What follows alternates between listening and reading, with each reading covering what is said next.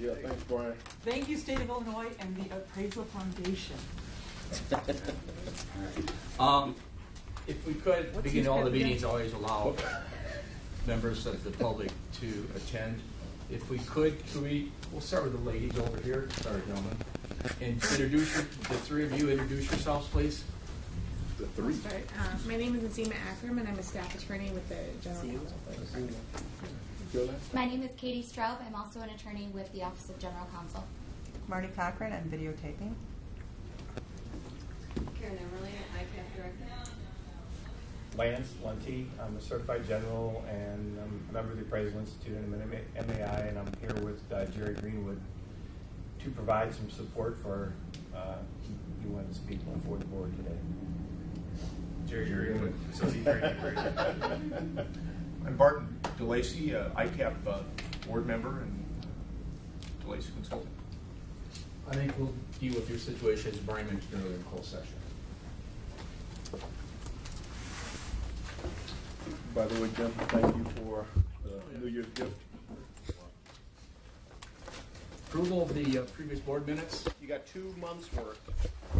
Our poor Mary is still ill. Oh, wow. Yeah, newly ill. So you got November and December.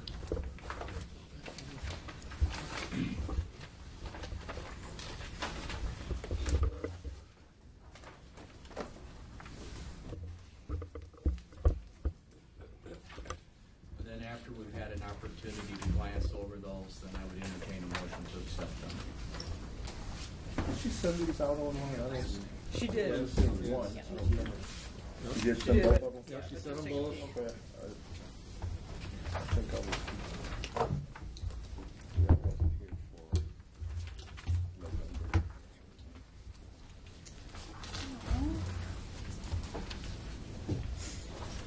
Is this for our cars? It is a tire patch for use, Pat. I don't have an agenda. No agenda? No, not my package here. No, he's just here to serve, yes. Just do as we ask, and you'll be just fine. I would want you to feel slighted, Mr. David. Thank you, sir.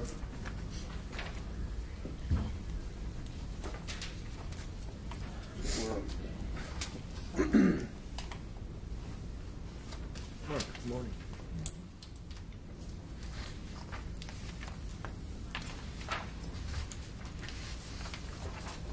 While we're reviewing the minutes, I might add, we're going to try to get through this meeting before noon today.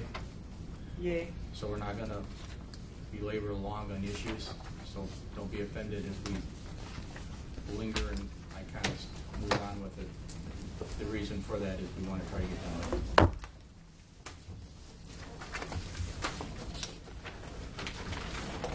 I'll make a motion that we approve the December and November minutes. I second that. All in favor? All right. Carries. Moving on. Who's going to do the licensing report? Is that you? I will do that. Okay. All right, Associate Real Estate Trainee Appraisers. We're up to 483 from 471. 2,426 certified res, up 5 from November. 1,399 certified gens, up 20 from last month. Most of that's going to be not exams. Most of that's going to be endorsements from other states. I sign off on a lot of endorsements. We got 76 temporary practice permits. We have 23 education providers who did pick up one, which was DwellWorks, although they have not submitted any courses. 102 pre-licensed courses, 320 CE courses, 179 appraisal management companies to date for 5,008 licensed things in Illinois. Next page over, initial licenses, looking at the year behind us. We ended up with 4,308 appraisers, down from 4,546. That's a typical attrition for us. So the troughing has ended pretty much. As far as losing cert res, cert gens, as you all know, we are getting older by the minute. We're not getting a lot of new blood in here. So that continues on. Next page would be the exam pass rates. See how they're doing. Yeah, both Cert Gens passed. Yay! And Nobody took the exam for Cert Res in December like they didn't do it in July. And we have 18 people tested for Associate Trainee with an epic low of 39% pass rate. So that's starting to bug me now. I'm looking at September's 33% pass rate, a 50% pass rate for October, and 39% in December. So that means we may have to start to discuss this with our course providers as to what's the problem. That's the numbers for this month. If you want, I can go right into Hector's report. Hector's not here today. Would you please? Question. Yeah.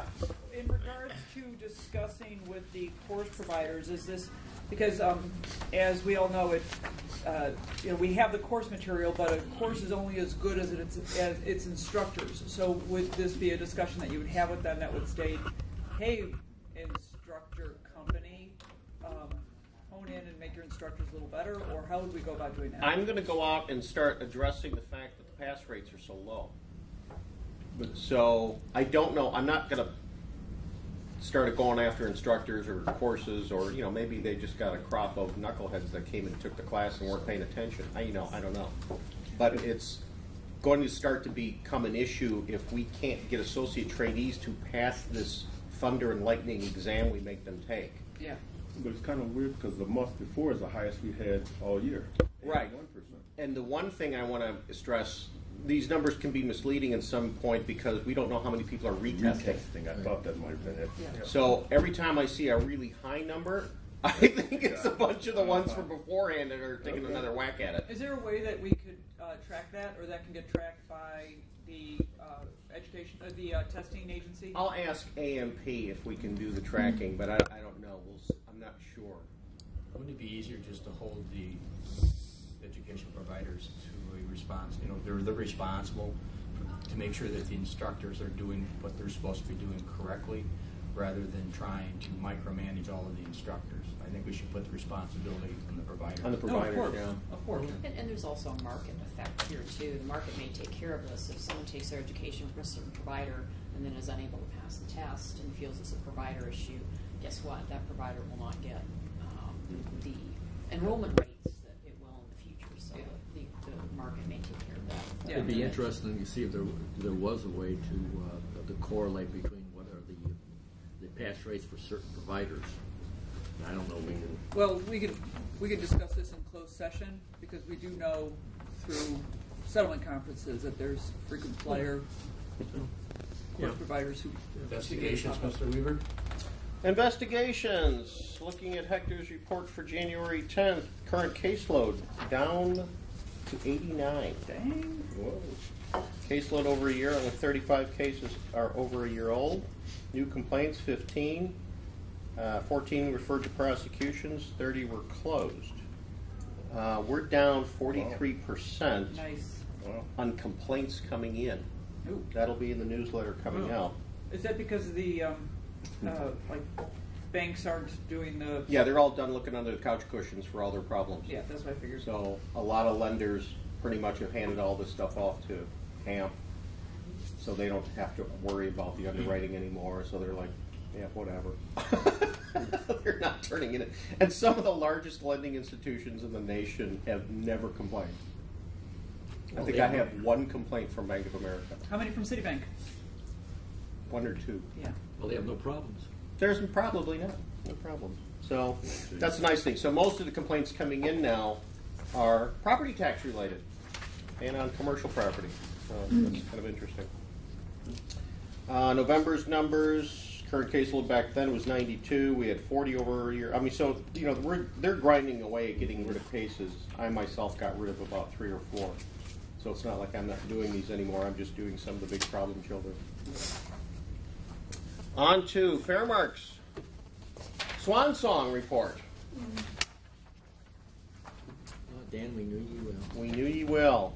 Activity for the month December. Current caseload at the time he wrote this was 105.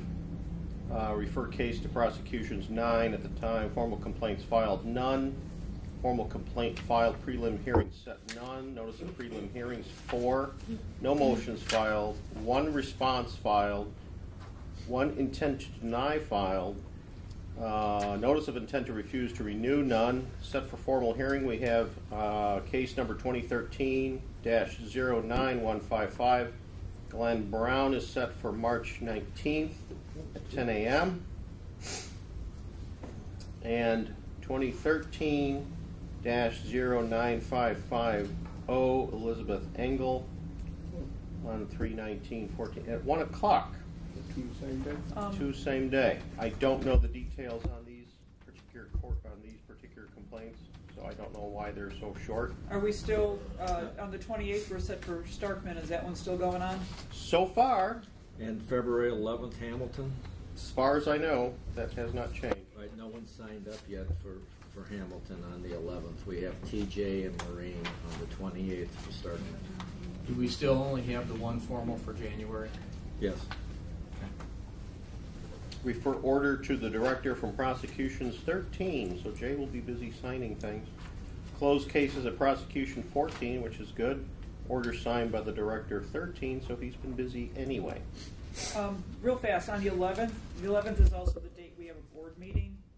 So we do a formal hearing and a board meeting at the same time. For February? For February 11th, correct? Thank you for that. Thank you. Right. What time is the formal on that? I think they usually have them 10 a.m. 10? So same time Same bad time, same bad time. Well, Say a little bit. As you know, we are losing Fairmark as our chief of prosecutions for real estate appraisal, which is very sad for us because he was very fun. Corrine Gordon will be taking over.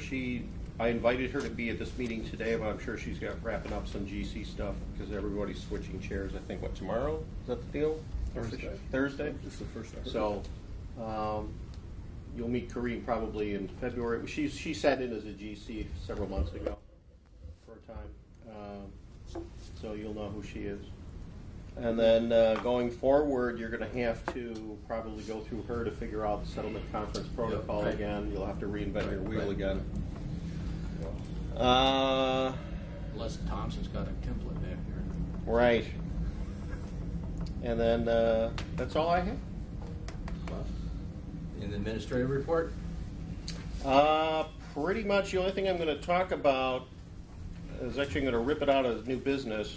The CE audit update. We're knee deep in our CE audit as we are every time this time of year comes around in the cycle.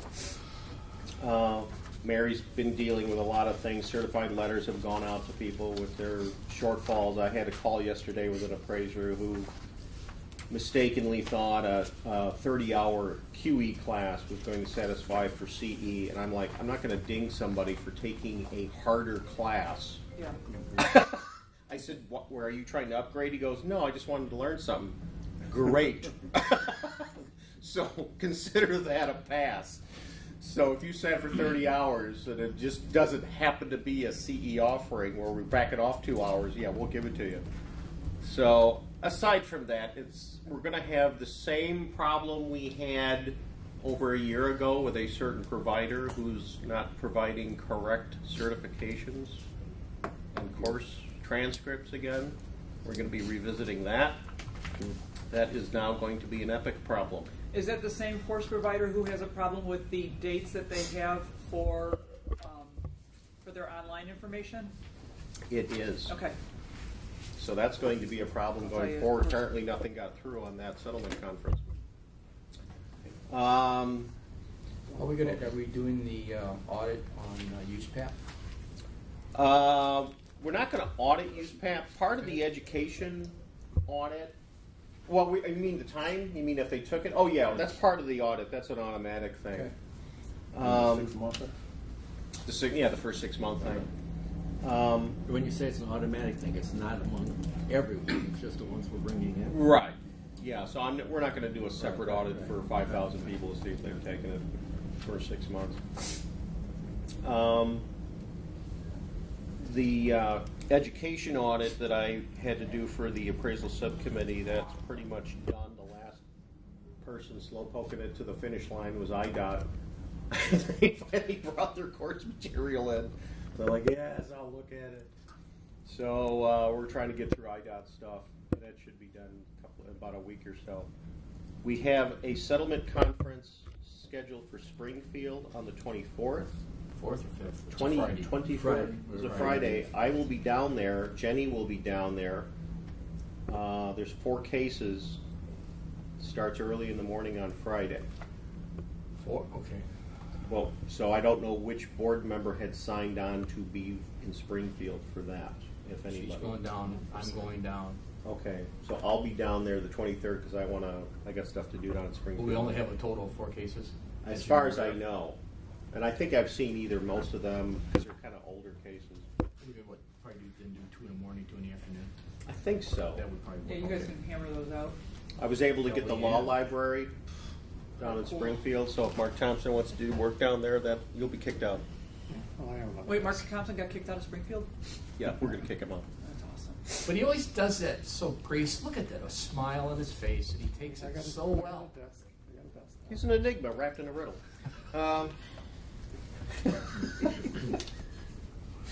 Let's see. So the education audit's about done. New forms, you'll be thrilled. I know you've been on me for a long time to have that USPAP checklist for the board. It's going to be an interactive PDF, and I will have it on our website. Right now, it's a 7-page document to cover USPAP going from 07 till now. So the punch list, for me to click and drag all the little icons and all the radio buttons in yes, no, or not applicable, it's taken me a while. We should have more snow days for you. You know what? That's how I get those done. Because people go, oh, where do you get the nice color agendas? Oh, yes. At my home. So you will have an online interactive PDF with reset buttons and a print button. Fancy schmancy. Getting so good. We got USPAP books today. I'm going to drag us into the 20th century. Okay, so question. So then, does that mean that we bring our computers with us and just do the checklist, or is Whatever this... you want to do, I don't care. It's going to be online. You can print it. You can whatever you want to do, but you'll be able to do it online at your leisure. So, and slowly and surely, I'm doing interactive PDFs for all of our forms. The first one out of the gate was the Appraisal Management Company complaint form because it was kind of an easy form for me to do. I'm sure the AMCs were thrilled. Why did you do ours first? Because it was easy. The rest of the forms, there's going to be a form for USPAP instructors because the ASC was not sure we were vetting USPAP instructors correctly. So I have a form for that, which basically is going to be attach your CDEI certificate, attach your AQB certificates to it, or fill the stuff out with that stuff on it, and then we'll have any IDEC online courses, we will have those dates up on our website so that we know when an online course kind of dries up before the license does. So sometimes IDEC certificates run at a period where it doesn't coincide with most of the time with our license that ends at the end of like December 31st, 2014. It's when our course providers have to renew. But sometimes IDEC certificates drop dead shortly before that, in the middle of that, after that. So we'll have that online and we'll pull them on or off as we need to. And that's all I have. Okay, moving on to old business. Mr. Lee. Yes. Only if you were not present in November or December, or if you were here or you were sleeping, you would have missed the discussion the past 2 months on the matter that Danny Wiley brought to us about the Form 1025 as an exterior only. So unless there's a need for us to go back over the ground that's been well plowed, I'm not going to reiterate everything. But with the able assistance of Leanne, kind of crafted together a proposal for us to consider and vote on. It's not specific, because I didn't think that we should be specific, and I don't think any of us want to be specific on the topic. But generically, just our approach to forms in general.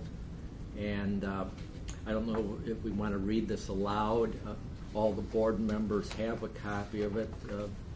your thoughts before? Well, for those real quick that are not here, he's referring to an appraisal form that's designed for an interior inspection, and there was a request to take that form and adapt it over to an exterior inspection, and there's boilerplate embedded in the form that says you're doing an interior, and that's what this discussion is all about. Can we then take that product with an addenda and modify it so it's used better? Sorry, go ahead. Oh no, that sounds good. Here, should we read this? Should we read this aloud? How should we do this? Well, if this is going to be if you're sending it as a proposal for us to vote on, yes. then yeah, because this is the wordsmither in me. And I shall read it aloud. And the editor in me, I want to edit the bejesus out of this, personally. That's just my own. Okay, but all right, we'll read it aloud. I'll read it aloud. Situation. The board has been asked to provide an opinion regarding whether or not it may be appropriate for an appraiser to use a commonly used appraisal report form when the appraiser's actual scope of work and some certifications conflict with the language integral to the form. The specific situation is the appraiser's use of Fannie Mae Form 1025 2 to 4 unit residential income property as an exterior-only appraisal, i.e. scope does not include an on-site viewing of the improvements appraisal, where the intended use is for pre-foreclosure decision-making and the client is a lender, or an additional intended user if the client is an AMC.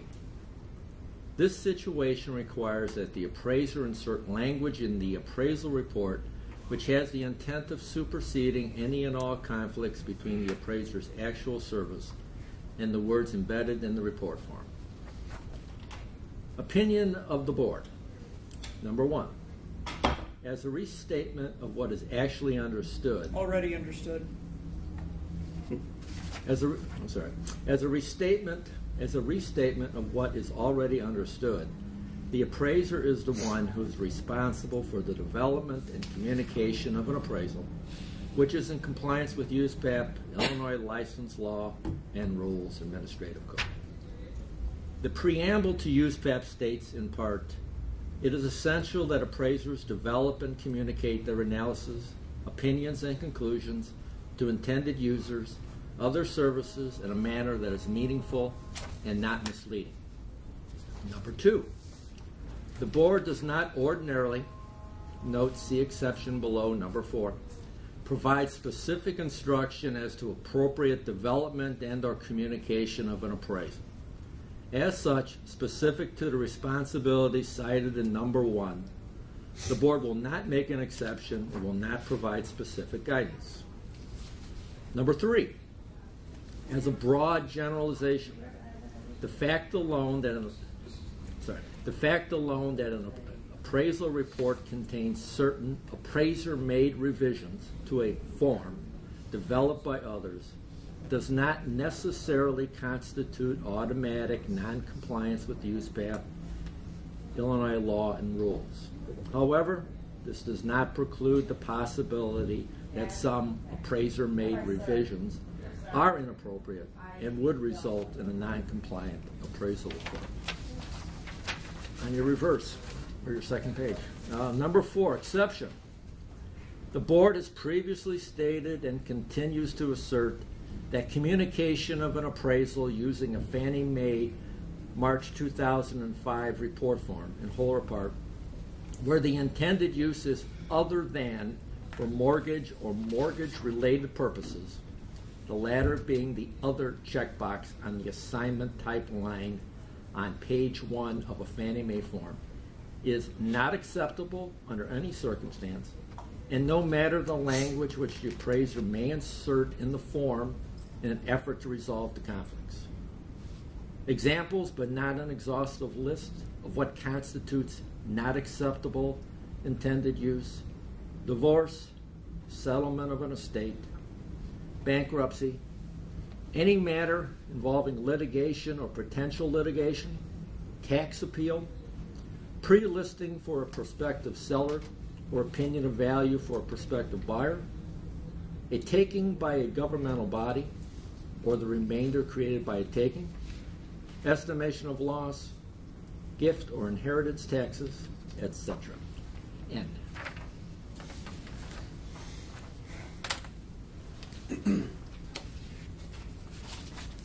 proposal is that we accept this.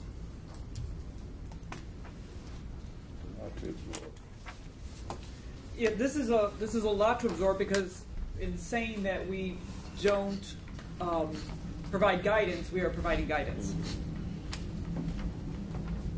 And so this is actually nailing us or putting us into a box regarding doing forms, doing form work. It's putting us into a box, actually. And we can have an appraiser say, oh, well, yeah, the form said, the board said this, and there could be moments of misconstrued. And as one who, we ran across a situation similar to this many years ago, when the only sort of review that they had was a field review, whereas you have clients who were requesting desk reviews. So appraisers were using field reviews, where you go out and you're telling your client you're physically inspecting the property. Similar to this situation, you're saying you're going out and doing an inspection of the property, but actually they did not. And all the appraiser would do is write down, we only this is a desk report because there's no form created yet. The bank may accept it, but when push comes to shove and there is a review of the files in the bank, and for the case of litigation, there could be, and there is, wonderful opportunities for opposing counsel to have a field day on these desk reviews that were done on field review forms.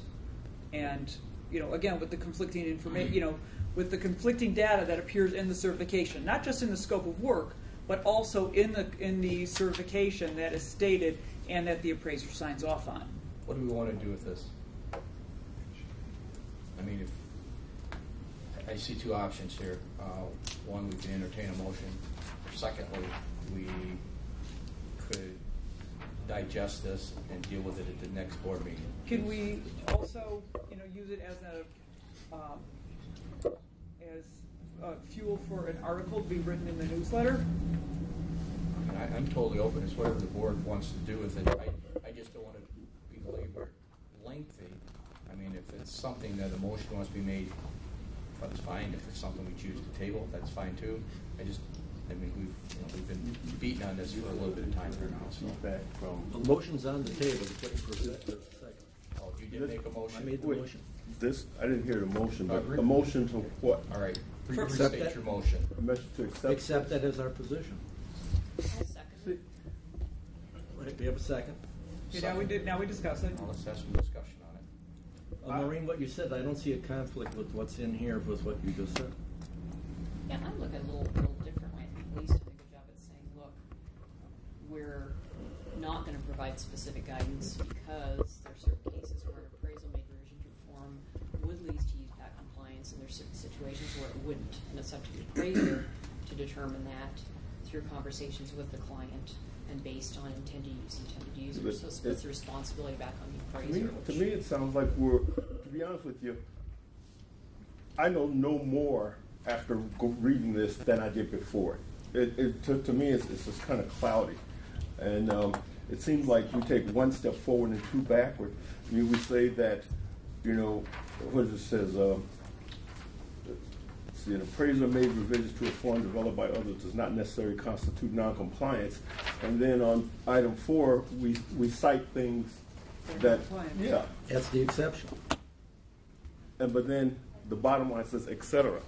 How far are we going? I don't know where we end, where we stop. Well, let's look at the I'm one. just kind of. Well, and I I'm think kind of confused on it, and really, it may be because I don't do a lot of residential. I don't use this form, so it's kind of foreign to me. But I just, well, I just seem to be a little bit confused. Yeah, that etc. is a very open door. Well, let's look at the exception. Let's look at the exception. The first sentence. The board has previously stated and continues to assert that communication of an appraisal using the form, where the intended use is other than or mortgage related, and that's all these are below are other than mortgage or mortgage related. Leanne. And help me here. because I don't do a lot of residential work, but I think what we're dealing with here is historical. And help me, we were asked to, the item addressed in number 4 was a previous assertion by the board that we've always worked under. Then we were asked by Mr. Wiley to make specific recommendations on another form. And the previous discussion at previous board meetings dealt with whether we should do that or not. The front part of this page, therefore, says, you know what, we aren't going to make any specific recommendations. It's based on the appraiser appropriately outlining the assignment and the report type that works best to report those assignment results with the client. Is that summing up the history Well of done. this? Well, We were asked to make a specific rule or give a specific recipe, and we're saying We decline. we decline because that's not our position. Well, it's and the I appraiser's role. Exactly. I agree with points number 1 and number 2. I have a real issue with points 3 and 4. Because points 3 and 4, we're giving guidance. And as a broad generalization, you know, well, yes, it's broad, but yet at the same time, it actually then, we're starting to pigeonhole ourselves. State 1 and 2 states that it's the appraiser's, you know, it's the appraiser's responsibility to do their job properly, and we don't provide specific instructions. I agree with both of those, but once we get into 3 and 4, I have a problem with both of those. Well, number 4 has been our position. I want to read you one. I'm going to read you one thing out of the new use PAP book. This is on page F111. It's number 237 in the FAQs. It says revising pre-printed certification to disclose prior services. And the question came up, I perform residential real estate appraisals using standard pre-printed appraisal forms such as those developed by Fannie Mae. I've heard that Fannie Mae does not allow any changes to their certification, so how can I comply with the use PAP requirement to disclose in the certification any prior services I have or have not performed on the property within the prior 3 years? Here's the response from them. Fannie Mae does not prohibit additional certifications to their appraisal forms as long as those additional certifications do not conflict with or diminish the standard certification items appearing on their forms. Yes. This is from the foundation. So again, we're stuck with, even the foundation realizes you can't change what's already baked in. You can add to it, you cannot reduce what's already there with a new thing at the end of it. Yes. We've been over this ground. Fannie's not involved in this appraisal. Right. We talked No. about this last month. No, but they're dealing with a specific situation, well, for a mortgage or where Fannie Mae's involved. Fannie Mae has said the conversation, and again, we're going over ground that we covered the last 2 months, and I don't want to do that. But we have a second. We could certainly continue to talk, but I think we have to bring it to a vote at some point. Well, but I do want to make the point, and to support what Brian said, is that appraisers have to be use PAP compliant at the end. If the form does not fit, you can't use it. You've got to use another form. There's hundreds of forms to choose from. And just because one lender only wants to use one specific form, it actually is putting the appraiser in a very bad position, and where they have to start doing non-use PAP compliant work. I don't see that. Based on item number 1, we have a case here where we have to determine what would be the most viable selection for our appraisers who are licensed in the state of Illinois. If we do not give them enough latitude to perform the services that are demanded by their client base, that client base is going to turn to the brokerage community and say, run with it. And we're going to disenfranchise almost every licensee we have in the state of Illinois because we can't agree on a couple of paragraphs. The whole essence, as I see this on page 1 of this situation report, is that it's incumbent upon the appraiser, who's the one that's responsible for the development and communication of an appraisal, which is in compliance with USPAP, Illinois License Law, and the Administrative Code. Period. Forget what form they select. They have to make that shoe fit. Agree. And what the thing because you weren't at the last meeting, is that the client, who is the AMC in Illinois, the client is the AMC. They want the appraiser to specifically use a form that is contradictory to what is noted in the pre-printed Fannie Mae forms, where they want you to diminish what's been already established. But Maureen, Fannie Mae is not a party to this appraisal. Right. They're not a party to it. It's up to the appraiser to make the determination in due diligence of applying their knowledge and their expertise to bring this form 1025 into compliance. Remember, I had an issue when this first came up, and it's like, how do we tag this? How do we deal with a problem that comes before the board? Well, the appraiser has to deal with it. We can deal with the appraiser. We have enough rules, but we also have to give the opportunity to these appraisers to function as viable business entities in a very competitive environment out there. And we can't just legislate them to death. We can't do that. I care less about forms. I have trouble signing checks. That's how much I don't like forms. Okay? So, regardless of my personal preference, I think this document is succinct enough and is liberal enough to allow the board and the licensees enough breathing room. Including items 3 and 4? Yes. Item 4 is just a matter of, it ain't going to work here, all right? So don't even go there. That's clear, I think. Okay. Item 3 says, there's some man-made revisions, but it doesn't preclude the possibility that some appraiser-made revisions are inappropriate and would result in a non-compliant report. It's like, ding, ding, ding, ding, ringing your bell, appraiser.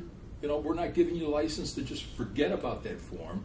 You're going to have to make that form work, knowing the preference of the AMC, the preference of the board, the preference of the rules of law. Get it together or get out. And that's how I'm reading it. Mm-hmm. So I may have, misinterpreted what's there. But I think this gives the responsibility a place to be shouldered, and that's on the shoulders of the appraisers. They're pretty interesting and pretty smart people. If you don't, the alternative is this entire package that seems to be more and more employed by the larger lenders is going to go to a whole different community that no longer has any rules overseeing them. Not only taking the business away from the appraisers, but giving it to a bunch of individuals that'll have no scrutiny, no control. And that's more frightening to me than anything else. All right, we've beat this up. Does anybody have like 2 seconds they want to interject something before we move on? I think what Brian did sum this up. This is saying that we can add the additional language needed to make it compliant. We just have to use the right language, and I think what appraisers are looking for from us is that language that we're not giving, right? I mean, it says right at the bottom, here of item 3, it says that, however, this does not preclude the possibility that some appraiser-made revisions are inappropriate and would result in non-compliant appraisal reports. So the appraisal-made revisions is the point that we're looking at that has to make it USPAP compliant. Right. That's the whole thing in a nutshell right there. And what you read says that. But and to dovetail this, because the department regulates appraisal management companies, an appraisal management company becomes their guru, hands them language. This is the language you'll use. If it's not USPAP compliant, not only do we have the appraiser, I now have the AMC for providing garbage language. Right. That's how it's going to go. Yeah. All right, let's call this vote. All in favor? Aye. Do we have any opposition? I'm conflicted on this. I'm just going to come right out and just say I really still am very conflicted about this. So, my vote, the majority rules, so it doesn't even matter. Yeah, but I mean, if Do you want this in the newsletter well, if as written? if this, I think so. Can I wordsmith it a little bit, clean it up a little bit, please? We just went through it and we passed it. It's got to go the way it's got to go. Yeah. Send me Leanne and I went over it. You know, I mean, there's 1,000 Send things me that someone else. a Word file on it. Do we Okay. want to include the et cetera at the end of number 4? Because that et cetera opens up a huge door. Lee's point is this isn't an exhaustive It's, list. it's anything other than, they were just trying to give me some examples of what is They're other just than examples, Maureen. the We don't mortgage have to lending or say mortgage yay, lending nay. related. I'm abstaining. abstaining. All right, motion carries. Send you a Word, all right, I'll send it, all right, Send me a clean Word you version. got it. Wait, I sent it to you. Okay, moving on. Oh, did you? Okay. New business. If you don't have it, let me know. I'm done because I talked about forms. Did and your Yeah, stuff. Brian did all Okay, the all right. business. I apologize for cutting some of you short, but again, we're on a tight Fine. time schedule. Before we move into closed session, would we like to take a break? Yeah.